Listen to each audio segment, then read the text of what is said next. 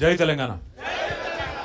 పెద్దలు గౌరవనీయులు, మీ అందరికీ ఎంతో ఆదరణీయురాలు, మీ అందరికీ తల్లి లాంటి అమ్మ, మా అక్క శ్రీమతి సబితా ఇంద్రారెడ్డి గారు, గౌరవనీయులు ఉపల్ శాసనసభ్యులు సోదరులు బండారి లక్ష్మారెడ్డి గారు, మా తమ్ముడు కాబోయే రాజేంద్ర నగర్ శాసనసభ్యుడు పట్లోళ్ళ కార్తిక్ రెడ్డి గారు, ఆర్మూర్ మాజీ శాసనసభ్యుడు తమ్ముడు జీవన్ రెడ్డి గారు, తమ్ముడు రేమత్ నగర్ మాజీ కార్పొరేటర్ షఫీ గారు, అట్లాగే రావుల శ్రీధర్ రెడ్డి గారు.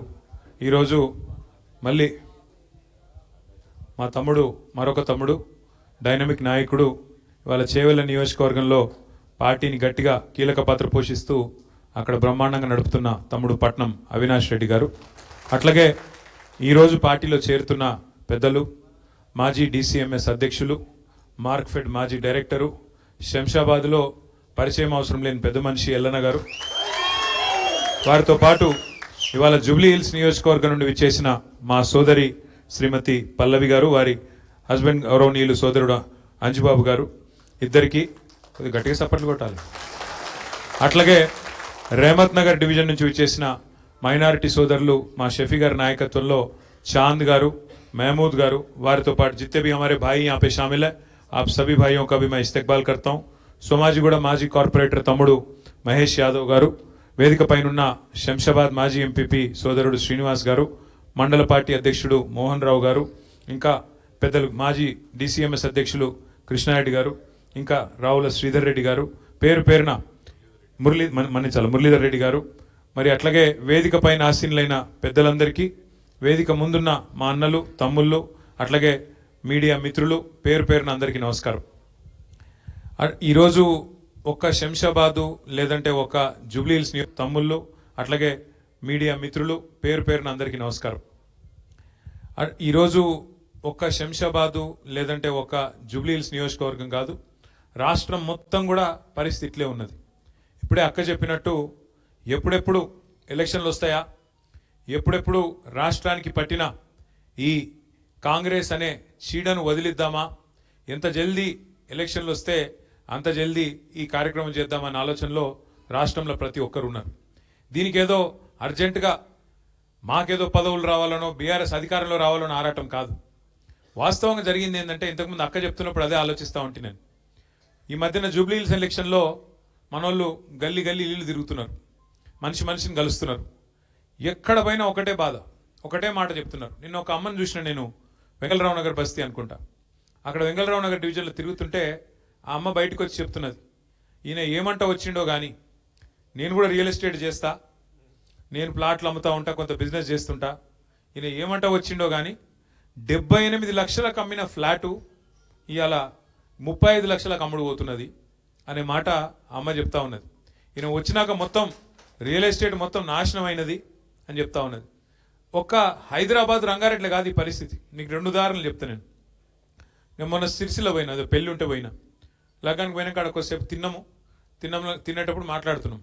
ఆ సిరిసిల్ల పట్టణం అంటుకొని కొంత డెవలప్మెంట్ అయింది, జిల్లా కేంద్రం అయినాక భూముల ధరలు కూడా పెరిగినిండే. మా ఒక రియల్ ఎస్టేట్ చేసే ఒక సోదరుడు వచ్చిండు, వస్తే అడిగిన ఎట్లున్నది అన్న బిజినెస్ ఎట్లున్నది అంటే, అన్న నేను అమ్మతోడు చెప్తున్నా, అబద్ధం చెప్తలేను, ఎలక్షన్ల ముందు 31,000 గజం అమ్మినామన్నా, మన దిక్కు లేక బిడ్డ పెళ్లి పెట్టుకుంటే 19,000 అమ్మినా గజము, వాస్తవం చెప్తున్నా నీకు, అబద్ధం చెప్తలేను. ఇక కొనేటోడు ఎవడో కూడా కొనేటోడు అదే ఎక్కువ అన్నట్టు అయిపోయింది పరిస్థితి, ఇప్పుడు అంత దారుణంగా ఉందని చెప్పిండు. ఆంచెల్లి మళ్ళీ ఎర్రోల శ్రీనివాస్ అని చెప్పి మన SC/ST కమిషన్ మాజీ చైర్మన్, ఆ తమ్ముడు వల్ల నాయన చనిపోతే పరామర్శకు అక్కడ పోయినా. ఆ ఊరు పక్కన సెందులాపూర్ అని ఉంటుంది, గంగపురం పోయినా, గంగపురంకి వెళ్ళి పక్కన సెందులాపూర్ అని ఊరు ఉంటుంది. ఆ సెందులాపూర్ అనే ఊరి కాడ ఆగితే అక్కడ రైతులు వచ్చినారు కొంతమంది. వాళ్ళని అడిగితే ఏం పరిస్థితి ఎట్లున్నది అంటే, ఇక ఈడ ప్రాజెక్ట్ వచ్చింది, నీళ్ళు వచ్చినాయి, వ్యవసాయం అయితే నడుస్తున్నది, నీళ్ళు ఇదివరకు లేకుండా ఇప్పుడు కేసీఆర్ వచ్చినాక నీళ్ళు వచ్చినాయి, కాళేశ్వరం వచ్చింది, నీళ్ళు వచ్చినాయి. కానీ కేసీఆర్ ఉన్నప్పుడేమో 50 లక్షల ఎకరం పోయింది, ఇప్పుడు మొన్న 4 రోజుల కిందట బేరం అయింది 21 లక్షల ఎకరం అమ్మినామన్నా. ఇక మీకు అదే పొలం, వేరేది కూడా కాదు, అదే పొలం 50 లక్షలకు అడిగినరు, అప్పుడు అమ్మలేదు. ఇంకా మస్తుగా వస్తుంది, మళ్ళీ కేసీఆర్ వస్తాడు, ఇంకా పెరుగుతుంది అని చెప్పి అనుకున్నాము. ఇప్పుడు చూస్తే 21 లక్షల ఎకరం అమ్ముకునే పరిస్థితి వచ్చింది అని అక్కడ చెప్తా ఉన్నారు. అంటే ఒక రంగారెడ్డో, ఒక శంషాబాదో, ఒక జూబ్లీ హిల్సో కాదు, రాష్ట్రం మొత్తంలో ఎంత ఆస్తి కరిగిపోయింది ప్రజలది ఆలోచన చేయండి. ఒక్కొక్క మనిషి ఎలక్షన్ల ముందు కేసీఆర్ ఉన్నప్పుడు ఒక 2 ఎకరాలు ఉంటే నాకేమన్నా అయితే, నాకు దెబ్బనేమన్నా అయ్యి సడన్గా గుండెపోవటం మరణం వశనం వచ్చి పోయితే నా కుటుంబానికి ఇంత ఆస్తి ఉంది అని ఒక ధీమా ఉంటుండే. ఇవాళ ఏంది పరిస్థితి? ఎంత తగ్గింది ఆ విలువ, ఎంత తగ్గింది ఆ ధీమా? ఎట్లుంటుంది ఒక మనిషికి? ఇప్పుడు ఒక బిడ్డనో కొడుకో ఉంటాడు ప్రతి కుటుంబంలో. ఉంటే ఏమనుకుంటాం, దెబ్బన నాకేమైనా అయితే 4 ఎకరాలు ఉన్నది, అందులో ఒక 2 ఎకరాలు అంతే బిడ్డ పెళ్ళి అవుతుంది, కొడుకు ఏమైనా దందనో అదో ఇదో పెట్టుకునేది ఉంటే కొంత వెళ్తుంది, ఆడికాడి కుటుంబం అయితే ఏం కాదు, సేఫ్ అనే ఫీలింగ్ ఉంటుంది. ఇలా ఉన్నది ఆ పరిస్థితి. ఈ ప్రభుత్వం వచ్చినాక ఏ మనిషి సంతోషంగా ఉన్నాడు నాకు అర్థం కాదు. నేను నిన్న మొన్నటిదాకా చెప్పేది, ఈ ప్రభుత్వం వచ్చినాక ఎవరు సంతోషంగా లేరు, ఒక 3 అక్కలు సంతోషంగా ఉన్నారని చెప్తుంటే నేను. ఎవరు అక్కలు? గీతక్క, సీతక్క, సురేఖక్క అని చెప్పిన. ఇప్పుడు సురేఖక్క కూడా సంతోషంగా లేదట, అదో బాధపడింది. ఇప్పుడు నేను అనుకున్నాం మొన్న గీతక్క, సీతక్క, సురేఖక్క అని చెప్తుంటే, ఇప్పుడు సురేఖక్క కూడా సంతోషంగా లేదు, వాళ్ళ బిడ్డనే ఏడ్చుకుంటే చెప్పబట్టే. అంటే ఎందుకు చెప్తున్నా అంటే, ఎవరు సంతోషంగా ఉన్నారు ఈ రాష్ట్రంలో? రైతులు సంతోషంగా ఉన్నారా? వాళ్ళకు బోనస్ వస్తుందా? వాళ్ళకి యూరియా బస్తా దొరుకుతుందా? టైంకు రైతు బంధు పడుతుందా? కరెంట్ ఇస్తుందా చక్కగా? ఏం చక్కదనం ఉన్నది రైతులకు? కేసీఆర్ ఉన్నప్పుడు ఎట్లున్నా ఇప్పుడు ఎట్లున్నది తెలుస్తలేదా? ఎక్కడికక్కడ రైతులు ఊళ్ళల్లా పోయి మొక్క ముంగటిలా గొట్టం పెడితే చాలు తిట్టిన కూడా తిడుతున్నారు. మహిళలకు చెప్పిండు, నరికిండు. 1,00,00,000 మందిని కోటీశ్వర్లు చేస్తారండి సిపాయి. మీరు చూడరు ఇంకా డైలాగులు రోజు చెప్తున్న ఆడిడ. వెనకటికి పిట్టల ద్వారా ఉంటుండే ఒకడు తుపాకీ కొట్టుకొని 1,00,00,000 మందిని కోటీశ్వర్లు చేస్తారంట. నేను ఒక్క మాట, నాకు పెద్ద లెక్కలు రావు నాకు, నేను మిమ్మల్ని అడుగుతున్నాను, ఇక్కడ లెక్కలు వచ్చిన వాళ్ళు బాగుండొచ్చు, ఎందుకంటే మీరు మంచిగా రియల్ ఎస్టేట్ చేస్తారు బాగా, శంషాబాదులు లెక్కలు బాగా వస్తాయి మీకు. 1,00,00,000 మందిని కోటీశ్వర్లు చేయాలంటే ఎన్ని కోట్లు కావాలి?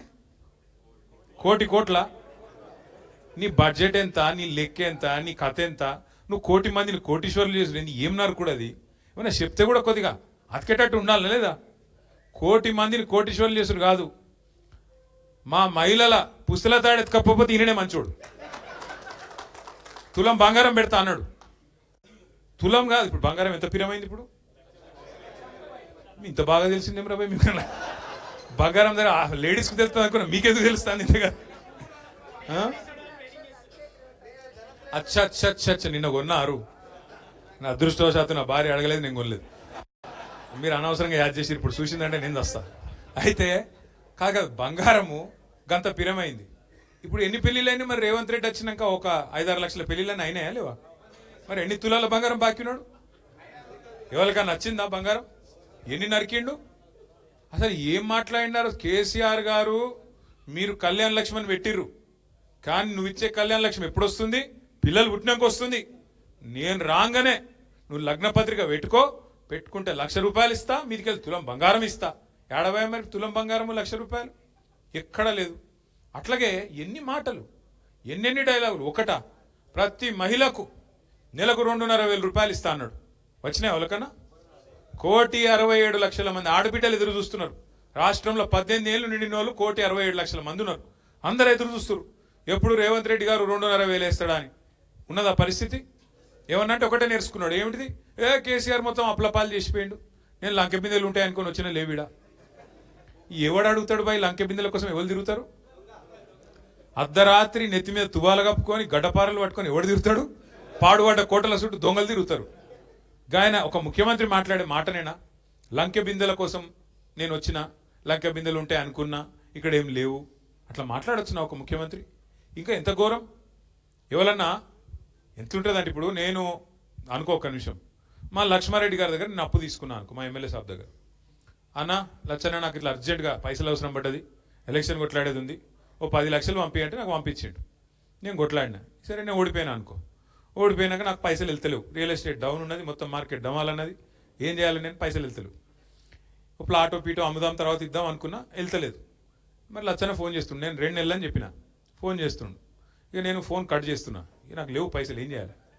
ఐఎమ్ బిజీ, కాల్ లేటర్ అని ఒత్తుతున్నా. తర్వాత sorry I can't talk now అని ఒత్తుతున్నా. ఇక చూసిండు ఆయనతో బేజారై ఆయనతో ఇంటికి వచ్చిండు సీదా పొద్దున్నే. పొద్దున 7:30కి ఆయనతో తువాల దులిపి అవతల పడుతుంది, వీడు పట్టుకోవాలని చెప్పి ఆయనతో వచ్చి కూర్చున్నాడు. నిజంగా నేను నిజాయితీ గల్లోనంటే ఏం చెప్తాను నేను? అన్న దండం పెడతాను, ఏమనుకోకే, నేను వెళ్తలేవు పైసలు, రియల్ ఎస్టేట్ బాగాలేదు, రేవంత్ రెడ్డి వచ్చినాక నాశనమైంది, జర్రా ఇంకొక 2 నెలలు టైం ఇవ్వు, మితితో కడతా, ఏమనుకో, కావాలంటే నిన్న ₹1 మితి ఇచ్చినప్పుడు ₹2 పెంచు కానీ ఇస్తా అని బతిలాడుకుంటాం, అంతేనా? నిజాయితీగా లోడైతే గట్లుంటుంది కథ. రేవంత్ రెడ్డిని కూడా ప్రజలు ఏమడుగుతున్నారు, ఉద్యోగులు ఏమడుగుతున్నారు, మా డిఏలు ఏంది, మా పిఆర్సీ ఏందని అడుగుతున్నారు. మహిళలు ఏమడుగుతున్నారు, 2,500 ఎప్పుడు ఇస్తామని అడుగుతున్నారు. మనమేం అడుగుతున్నాం, ప్రతిపక్షం కాబట్టి 6 గ్యారంటీ లాంటివి 100 రోజులు లాంటివి ఏమైందిరా నాయన, 750 రోజులు అయిపోయా, ఏమైంది అని అడుగుతున్నాం. రేవంత్ రెడ్డి ఏమంటుండు, ఏం చేస్తారు బా మీరు, నన్ను కోసుక తింటారా, ఆయన కోసుక తింటారా అనట. ఆయన ఉన్న సేప జామకాయన కోసుక తినడానికి ఏమిటిది, ఆయన కోసుక తింటారా? అదొక్కటే కాదు, ఇంకొక గలీజ్ మాట. ఇంత గలీజ్ అంటే, నాకు కేసీఆర్ మొత్తం అప్లపాలు చేసిపోయిండు కాబట్టి లేవు. ఒకటి యాద్ చేసుకోండి మీరు, కేసీఆర్ ప్రభుత్వం ఉన్నప్పుడు కరోనా వచ్చింది, ఒకసారి రాలే, సంవత్సరం పాటు 3 దశల్లో వచ్చింది కరోనా. 2020లో మొదలైందంటే 2021 జూన్ దాకా నడిచింది. అప్పుడు ప్రభుత్వానికి ₹1 ఆదాయం లేకుండే, ఎందుకంటే ఇక బయట కొనేటోడు లేదు, అమ్మేటోడు లేడు, యాడికెళ్ళి వస్తుంది ఆదాయం, 0. మరి కేసీఆర్ ప్రభుత్వం ఉండి ప్రభుత్వానికి 0 ఆదాయం, అప్పు కాదు 0, ఏమి లేదు. ఆ రోజు రైతు బంధు ఆగిందా, కళ్యాణ లక్ష్మి ఆగిందా, ముసలోళ్ళ పెన్షన్లు ఆగినాయా, కేసీఆర్ కిట్లు ఆగినాయా, బతుకమ్మ సీరియల్ ఆగినాయా? మరి రూపాయి ఆదాయం లేకుండా కేసీఆర్ ఏమో అన్నిస్తాడు, నీకేమో వడ్డించిన పల్లెం లెక్క వడ్డించిన ఇస్తారు లెక్క మంచిగా పెట్టి, కట్టిన ఇల్లు పెట్టిన పోయి అన్నట్టు మంచిగా అపైపోతే నీకేమో ఏ శాత కాక కేసీఆర్ అప్లపాలు చేసిపోయిందని మాట్లాడతావు. అక్కడ కావాల్సింది ముఖ్యమంత్రికి, నడిపెట్టోనికి కండ కాదు, గుండె. గుండె ఉండాలి. ఒక గుండె ఉన్న నాయకుడు కేసీఆర్, కలేజా ఉన్న నాయకుడు కేసీఆర్. కాబట్టి కరోనా ఉన్నప్పుడు కూడా ఇచ్చిండు, రైతు బంధు పడ్డది, కళ్యాణ లక్ష్మి పడ్డది, షాదీ ముబారక్ పడ్డది, కేసీఆర్ కిట్ పడ్డది, రంజాన్ కు తోఫా వచ్చింది, క్రిస్మస్ గిఫ్ట్ వచ్చింది, అన్ని వచ్చినాయి.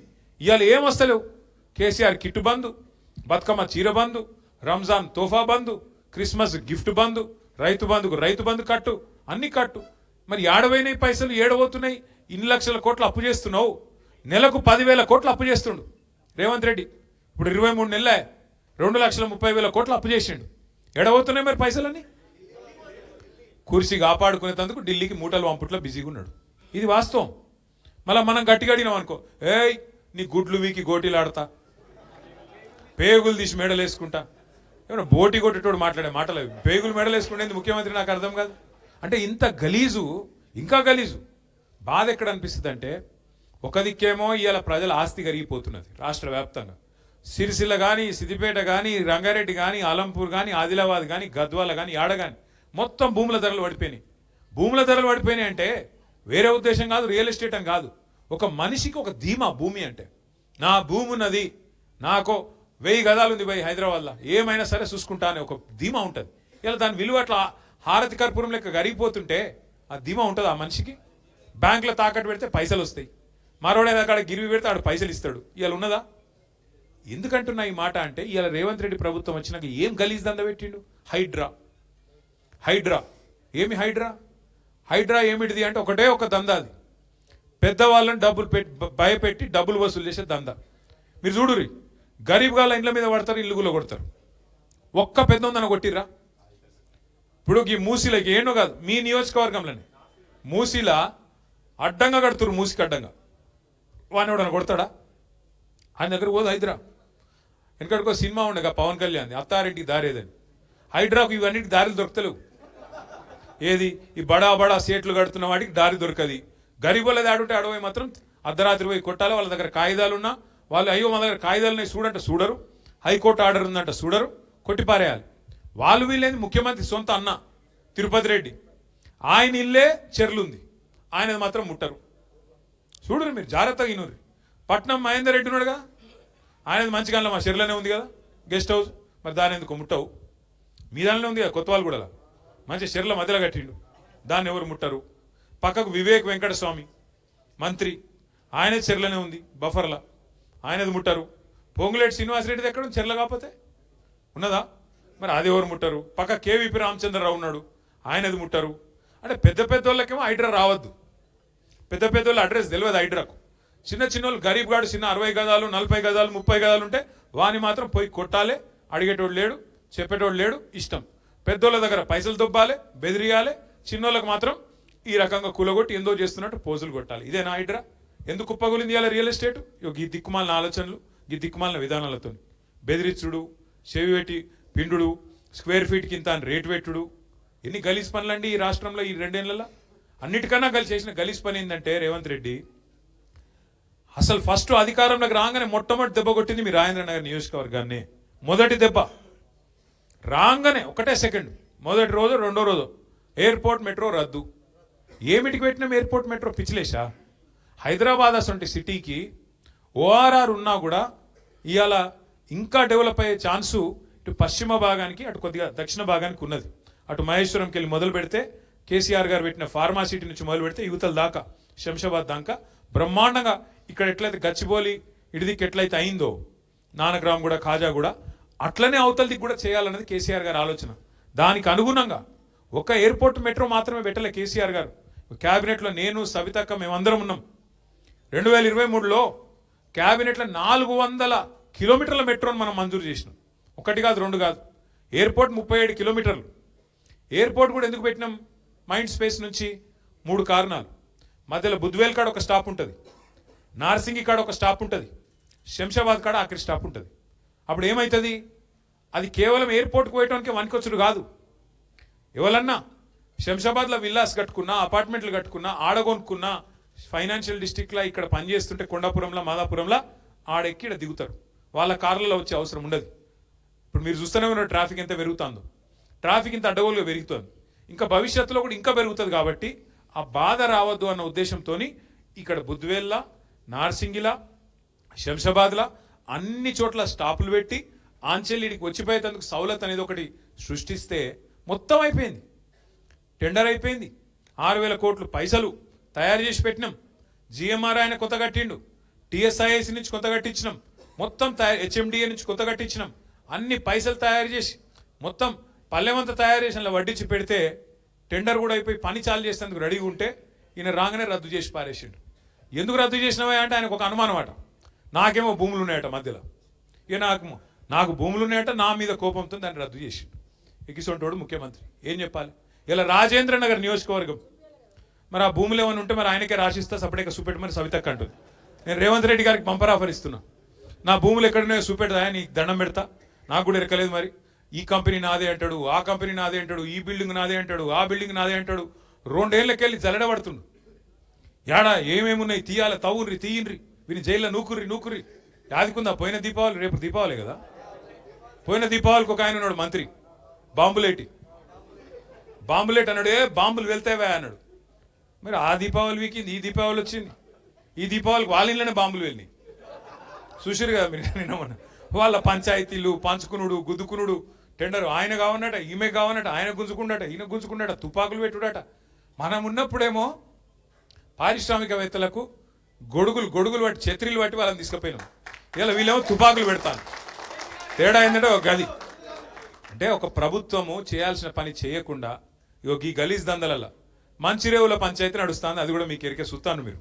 మంచిరేవులలో వేణుగోపాల స్వామి గుడి ఉందట. ఆ గుడి కాడేదో భూమి ఉందట. ఆ భూములలో లేదో లొల్లి. కొండల రెడ్డి వర్సెస్ కొండ సురేఖ. ఇక 2 కొండలు కొట్టుకొని మధ్యలో బాధితులు మీరు. ఎందుకు చెప్తున్నా ఇదంతా అంటే అసలు పని చేస్తలేరు. మహిళలకు 2,500 ఎప్పుడు ఇవ్వాలి తెలియదు. రైతులకు రైతు బంధు వేయాలన్నా వద్దా తెలియదు. బోనస్ ఇవ్వాలన్నా తెలియదు. ఓ పరిశ్రమ తేవాలన్నా పరిశ్రమ తెచ్చుడు ఎక్కడిది, ఉన్న పరిశ్రమలే వీక్తుంటే. కాబట్టి అదొక లొల్లి. అంటే ఇంత అధ్వాన్నపు పరిస్థితుల్లో రాష్ట్రం ఉంది కాబట్టే ఇవాళ రాష్ట్రాన్ని నడిపే తెలివితేటలు వీళ్ళకి లేవు కాబట్టే మొత్తం అంతా కూడా అతలాకుతలం అయిపోయి ఉన్నది. ఆటో డ్రైవర్లు కోపంగా ఉన్నారు. ఒక ఆటో డ్రైవర్లే కాదు, బస్సు డ్రైవర్లు కోపంగానే ఉన్నారు. ఆఖరికి పారిశ్రామికవేత్తలు కోపంగా ఉన్నారు. వ్యాపారం చేసుకునే బిజినెస్ వాళ్ళు కోపంగానే ఉన్నారు. మహిళలు కోపంగా ఉన్నారు. ఈ రాష్ట్రంలో కోపంగా లేని వాళ్ళు ఎవరో ఒకరిని చూపెట్టు నాకు. ఫలానా వర్గానికి మంచిగా చేసినా నేను, వాళ్ళు నాకు ఓటేయాలి ఫలానా కారణం అని చెప్పేది ఏదైనా ఉందా? మైనారిటీ సోదరులకు మాటలు చెప్పారు. ఏం చెప్పారు? 4,000 కోట్ల బడ్జెట్ పెడతా, మైనారిటీ सब प्लान పెడతా. क्या करे फिर आप? लगा है सब प्लान. माइनॉरिटी को आज तक एक एमएलए नहीं दिए, एक एमएलसी नहीं दिए, एक मिनिस्टर भी नहीं दिए. और 4,000 करोड़ बजट बोले. कहाँ है 4,000 करोड़ बजट? रमजान का जो तोहफा मिलता था केसीआर साहब के टाइम पे वो भी खत्म, उसको भी खत्म कर दिया आप. अगर हैदराबादी लैंग्वेज में बोलना है, हैदराबादी लैंग्वेज में अगर बोलना है, पूरा तेलंगाना को और हैदराबाद को बैगन में मिला दिए, बैगन में मिला दिए. अरे क्या करे आप? డెవలప్మెంట్ చేస్తా. ఏం డెవలప్మెంట్ చేసినావు? 2 నెలల ఏడ చేసినావు? చూపెట్టుపా. మనం కట్టిన ఒక్కటి మాత్రం చేస్తుండు పోయి మంచిగా కరెక్ట్ చేస్తుండు, జేబుల కత్తెర పెట్టుకొని తిరుగుతుండు. యాడ మనం కట్టిన ఫ్లైఓవర్ కనబడితే నేను కట్ చేస్తాను కట్. కొత్తది కట్టరా అదొకటి నీ ముఖం ఉంటే. 42 కట్టినాం మేము, 9 ఏళ్లలో 42 కట్టినాం. కరోనా టైంలో భారతదేశం అంతా కార్మికులు పారిపోయినారు, యాదుకుందా? అందరు పాపం తోవ పట్టుకొని నడుచుకుంటూ పోయినారు 100 కిలోమీటర్లు. ఒక్క హైదరాబాద్లోనే 42 కొత్త రోడ్లు కార్మికులను పట్టుకొని రిక్వెస్ట్ చేసి కరోనా టైంలో 42 కొత్త రోడ్లు వేసినాం. మీరు మళ్ళీ ఇళ్లకి వెళ్ళి బయటకు వచ్చే వరకు కొత్త రోడ్లు చూపెట్టింది తెలంగాణ ప్రభుత్వం. ఒక కమిట్మెంట్ ఉంటే గట్ల పని చేస్తారు. నువ్వేం చేస్తున్నావు? ఉన్న రోడ్లకు పొక్కలు కూడా ఉడుస్తలేడు, చెత్త తీసేవాడు లేడు, ఆటో వాడు టైంకు రాడు, కరెంటు చక్కగా రాదు. ఇప్పుడు కొత్తగా మంచిళ్ళకు బిల్లులు వస్తున్నాయి. హైదరాబాద్లో రాజేంద్రనగర్లో కేసీఆర్ గారు ఫ్రీ వాటర్ ఇస్తే జూబ్లీ హిల్స్లో నువ్వు వచ్చినాక ఇప్పుడు వాటర్కు బిల్లులు కట్టమని చెప్పి బిల్లులు పంపుతున్నావు ఇంటికి. కరెంటు చక్కగా వస్తలేదు, అధ్వానపు పరిస్తున్నది. అందుకే నేను మిమ్మల్ని కోరేది, 2 ఏళ్లలో ఏం చేయనోడు ఇంకేదో 2 ఏళ్ళు నాకు అవకాశం ఇస్తే ఇంకేందో చేస్తా. మీ ఎమ్మెల్యే సాబ్ కూడా పోయిండు రాజేంద్రనగర్, ఆయన డెవలప్మెంట్, ఎవరో డెవలప్మెంట్ కోసం పోయినావు? వస్తాయి, అన్ని బయటకు వస్తాయి, భయపడకురు. సుల్తాన్పూర్ బయటకు వస్తుంది, ఘాసిమియా గూడ బయటకు వస్తుంది, అన్ని బయటకు వస్తాయి. ఎవరికి ఏం తెలియకుంటే ఏం లేవు, అందరికి అన్ని తెలుసు. ప్రభుత్వం మళ్ళా 2 ఏళ్లలో వస్తుంది. ఎవరోళ్ళని ఏం చేయాలనో, ఎవరోళ్ళ సంగతి ఎట్లెట్లా తీయాలనో, ఎవరోళ్ళ బెండ్ ఎట్లెట్లా తీయాలనో తీసే బాధ్యత మాది. ఇదివరకు లెక్క ఉండదు. ఎవల డెవలప్మెంట్ కోసం పోయినావు, ఏమిటికి పోయినావు, ఏం ఆశించిపోయినావు, ఏం కథలు పడుతున్నావు, ఫైమ్ గాడు ఏం చేస్తుండో, ఎవడేం చేస్తుండో అన్నిరికే అందరి జాతకాలు తెలుసు. ఎవడెవడేం చేస్తుండో మాకు కూడా ఎరికే. టైం వస్తుంది, అన్నిటికీ టైం వస్తుంది. ఇగో నేనేమంటున్నా అంటే, ఒక్క రోజుకే గింత ఎగిరిత పడితే ఎట్లా? ఒక్క రోజుకి ఒక్కసారి గవర్నమెంట్ రాగానే అడిమారి గుడి దెబ్బల గింత ఆగమవుతారు. సుతం పైన దేవుడు ఉన్నాడు, కింద ప్రజలు ఉన్నారు. మీరు తలుసుకుంటే ఎంత పెద్ద పోటుగాడైనా ఎక్కడికి పోవాలో గాడికి పోతాడు. ఇవాళ రాష్ట్రం మొత్తం ఒకటే ఉన్నది, అందరి ఆలోచన కేసీఆర్ గారు తిరిగి ముఖ్యమంత్రి కావాల్సిందే, తెలంగాణ మళ్ళీ పట్టాలు ఎక్కాల్సిందే. తప్పకుండా జరుగుతుంది, తప్పకుండా జరుగుతుంది. మా ఎల్లన్న లాంటి పెద్ద మనుషులు, అంజుబాబు లాంటి యువకులు, అట్లాగే మా పల్లవి లాంటి ఆడబిడ్డ, మా తమ్ముడు, మా షఫీ గారి నాయకత్వంలో చాందు, మహమూదు, ఇంకా 100 మంది మైనారిటీ పిల్లలు, ఒకరిద్దరు కాదు, రాష్ట్ర వ్యాప్తంగా ఇవాళ కులాలకు మతాలకు అతీతంగా అందరూ కోరుకుంటున్నది ఒకే ఒక్క ఆలోచన, కేసీఆర్ గారు తిరిగి ముఖ్యమంత్రి కావాలి. మరి కేసీఆర్ తిరిగి ముఖ్యమంత్రి కావాలంటే ఏం చేయాలి? ఒకటే మీరు చేయాల్సిన పని, జూబ్లీ హిల్స్లో ఇవాళ మంచి మోకా దొరికింది. ధోకా చేసిన కాంగ్రెస్కు మరి మంచి మోకా దొరికింది మనకు దెబ్బ కొట్టేందుకు.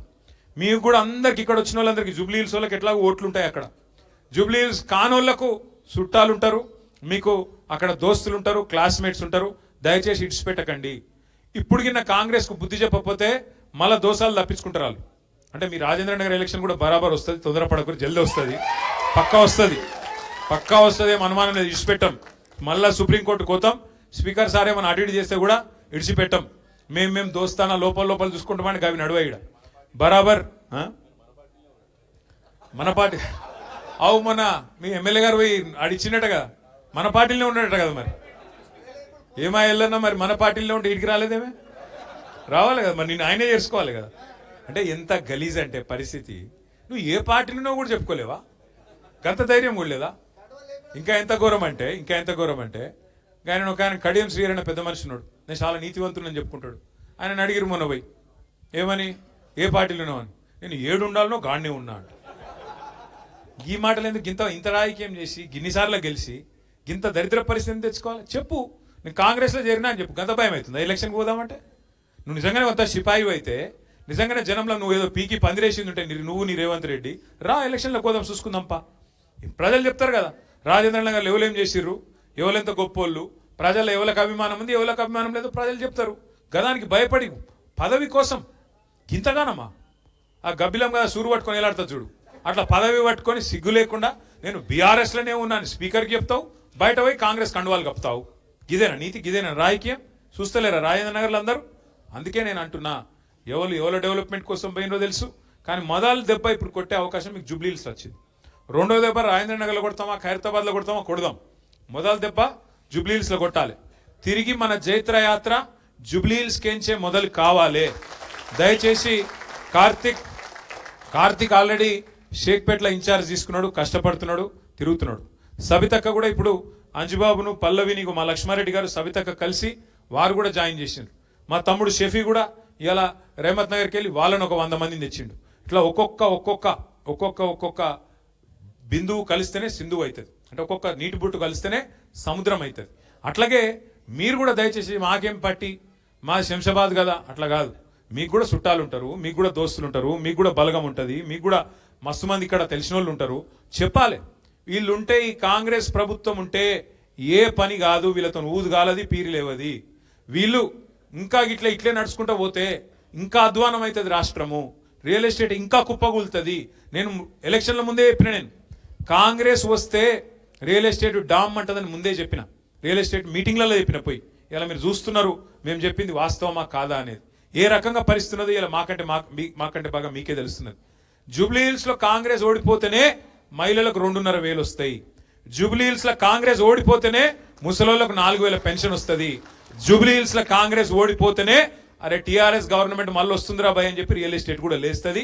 లేకపోతే మాత్రం మళ్ళా నేను చెప్తున్నా మీకు, వీళ్ళు ఇట్లనే కూడా సాగితే మరి సీదా వాళ్ళు ఏమనుకుంటారు కాంగ్రెస్ వాళ్ళు కూడా, మేము బుల్డోజర్ పంపడే కరెక్ట్ ఉన్నది రా భయ్, మేము ఈ బుల్డోజర్తోనే కొట్టుకుంటూ పోతున్నాం, పేదవాళ్ళ గుడిసెలు కొడుతున్నాం, పేదవాళ్ళ ఇండ్లు కొడుతున్నాం, ఇదే కరెక్ట్ అని మరి అదే పేదవాళ్ళు చెప్తున్నారు. మేము చేసేదే కరెక్టు, వీళ్ళకి ఏం స్కీములు ఇవ్వకపోయినా, ఇండ్లు గులగొట్టినా, ఇందిరమ్మ రాజ్యం అంటే ఇండ్లు కట్టుడు కాదు ఇండ్లు కూలగొట్టుడే అని చెప్పి మేము ప్రజలకు చూపెట్టినా మాకే గుద్దుతున్నారు. అంటే మేము చేసేదే కరెక్ట్ అని చెప్పి రేవంత్ రెడ్డి గారు ఇంకా ఇదే వైఖరి కొనసాగిస్తాడు. వీళ్ళకు బుద్ధి రావాలంటే బీసీలకు మోసం చేసిరు. నేను నాకు గమ్మత్ అనిపించింది నిన్న చూస్తే, నిన్న బీసీ బంద్ అని చెప్పారు, మేము కూడా మద్దతు చెప్పినాం. కాంగ్రెస్ వాడు బీజేపీ వాడు ఇద్దరు పోయి రోడ్డు మీద ధర్నా ఎత్తురు. మరి ఎట్లుందంటే సామెత ఇది, నాకు గమ్మత్ అనిపించింది. అందరూ శ్రీ వైష్ణవులు అయినట్టు, కానీ రొయ్యల బుట్ట మాత్రం మాయమైందట. అరే అందరూ మద్దతు చెప్పబట్టి మరి ఎందుకు బిల్లు పాస్ కాదు? ఇలా 8 మంది ఎంపీలు బీజేపీకి ఉన్నారు, 8 మంది ఎంపీలు కాంగ్రెస్కు ఉన్నారు. మీరు 16 మంది రాజీనామా చేస్తే బీసీ బిల్లు పాస్ కాదా?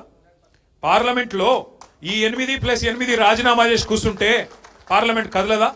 మోడీ ప్రభుత్వం షేక్ కాదా? వాళ్ళకి ముందే మెజారిటీ లేదు మోడీ ప్రభుత్వానికి. ఒక 8 మంది బీజేపీ వాళ్ళు ఇక్కడ రాజీనామా పెట్టిరనుకో, మోడీ గారు షేక్ గాడు. 8 మంది కాంగ్రెస్ వాళ్ళు రాజీనామా చేస్తే రాహుల్ గాంధీ అరే ఎందుకు చెప్తురా అని పిలిచి మాట్లాడి బిల్లు పెడతాం రండి అన్నాడా?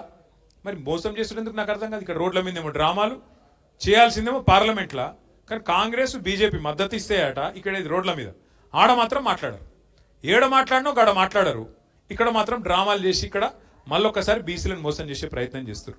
దయచేసి నేను మిమ్మల్ని కోరేది, మళ్ళా కేసీఆర్ గారు రావాలంటే జూబ్లీ హిల్స్కి వెళ్ళి మన జయత్రయాత్ర మొదలు కావాలి.